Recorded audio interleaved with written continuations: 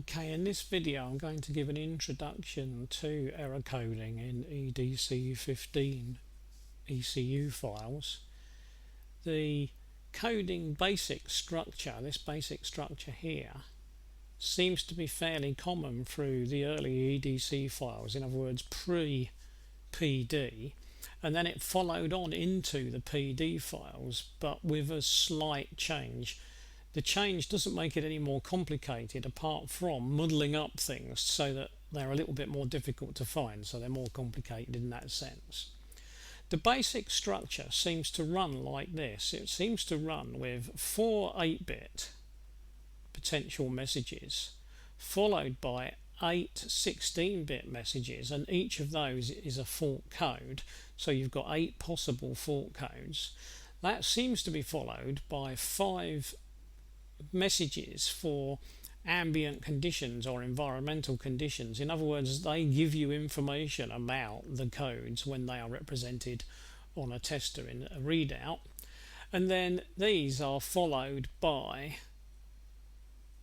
debounce counters, and these seem to be arranged in blocks of 3. So there's one debounce counter, and then there's a second debounce counter, and there's a third, and so on. You need a debounce counter for every fault code. So if you've got 0, 1, 2 to 7, so you've got 8, then you will need 8 of these. The designers have saved space in the file though, because what they tend to do is leave out any debounce counter information that would automatically be 0 because there was no fault code in the first place. So to take that to a real life example, what we've got here is 8 codes, 0 to 7, 0, 1, 2 and 3 are not set, so they're 0. 4 and 5 are set, so they've got a value. 6 and 7 are not set, they are 0.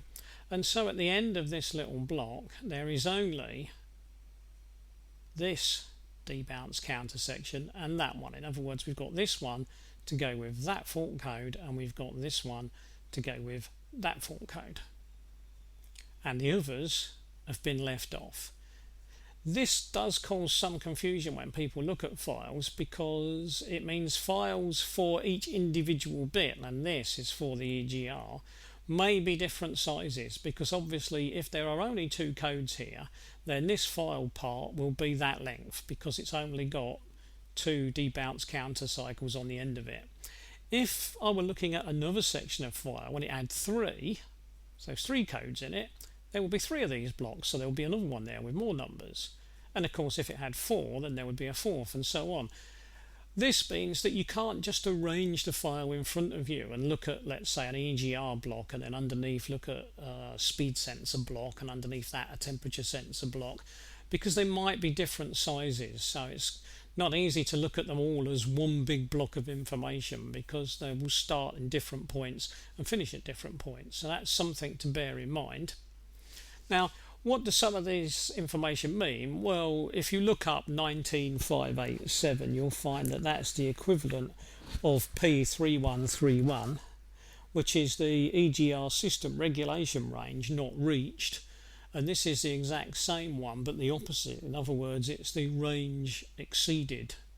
So these two just tell us they are the codes for EGR reading as measured by MathFlow not being correct. It's either under reading or over reading. So a particular value is not being reached. The other codes are not present, so we're not looking at those because there aren't any other codes in there on this particular file, but there might be on other files. And then we've got these 5 conditions which help give information about those codes. And these conditions are very difficult to pin down, but I'll give you what I believe they are. I believe that this one here describes engine speed in revs per minute. This one is the current injection quantity in milligrams per stroke. This one is the set point value for EGR regulation. This one is the current value for air mass in milligrams per stroke, and this one is the EGR actuator in 0.01%. In other words, it's telling us that you use 0.01 and it's a percentage when it's displayed. So this information here is used to allow the tester to display the information in a format that makes sense. And this information is used so that the correct description can be picked up to go with whatever description is going to be given for the code. So we've got a code, a description for the code, and some conditions that go with the code for whatever information is being given. That brings us on to a couple of other things that go with this. The obvious thing, obviously, is the debounce, which I've already mentioned. If we pick one, let's just pick that one there. There's a fault code. There are the debounce conditions that go with it.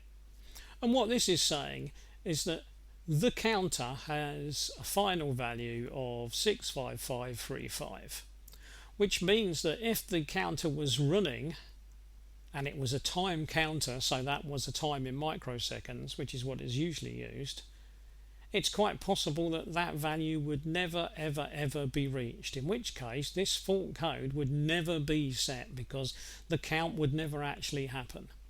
And here we've got a healing counter, and that's likely to be microseconds again, and it's going to stop at 48. In other words, the healing will be considered healed in 48 microseconds. Well, if that's the case, you might as well call that instant, in which case what we've got is a fault that will instantly heal.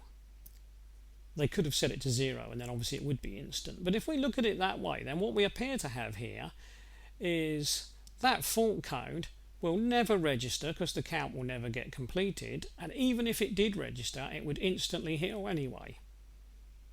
So it would appear that that fault never occurs.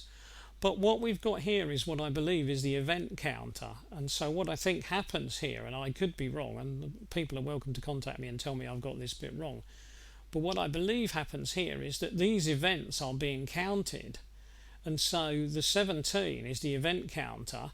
And so when this has counted 17 occasions or more, then a fault code will be logged. For this one, I think we have exactly the same situation. The fault will never occur time-wise because the time is too great and will never actually reach that time. If it were to occur, it would instantly heal because 48 is such a small number, but we have got a count of 49. So again, I think that what probably happens is, having counted to 49, as soon as we go over 49, this one will be flagged. Now, I could be wrong on this because it's very difficult to pin these things down. Right. Now, prior to that, there are just 4 other little codes. These often look like 2 codes because if you were looking at this whole thing in 16-bit, these 2 here would be one 16-bit code and these 2 bits here would be one 16-bit code. So you need to look at these 2 positions in 8-bit, and then of course you end up with 4. Now, what I believe is that this particular one isn't used, and so the number in it is immaterial. Now, the file that I pulled this from had 195 in it, but I don't think the number in there makes any difference whatsoever. These 2 numbers here are for counting, and they are when the start count for faults should start counting and when the start count for healing should start counting. I'm not 100% sure, but I assume that those are for these 2 here, but they might actually be usable for all of this. I'm not 100% sure.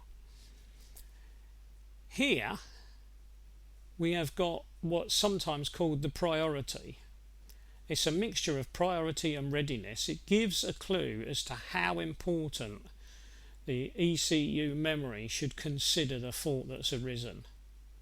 Generally has the number 0 to 7, 0 being the least important and 3 being the most, but again, some ECUs use slightly different numbers, but these early ones seem to use 0 to 3 as a guide, and so 3 would be the most important.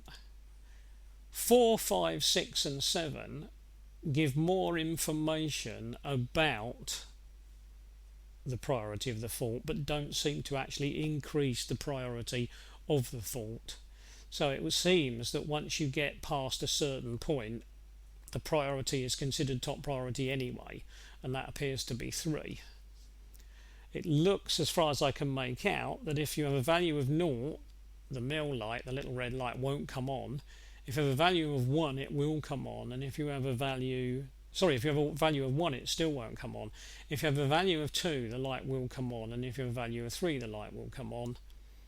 So that appears to be the way it works, but again, it may be slightly different from file to file because I haven't looked at every single file that I can possibly look at to see. Right, now, as I said, this is roughly how the system works. What I will do in another video is go back to the PD130 and look specifically at the PD130 and how changes might be made, but I thought it'd be important to get a rough idea of what is going on here before we move on to what changes might or might not be made in a file. So I'll stop there.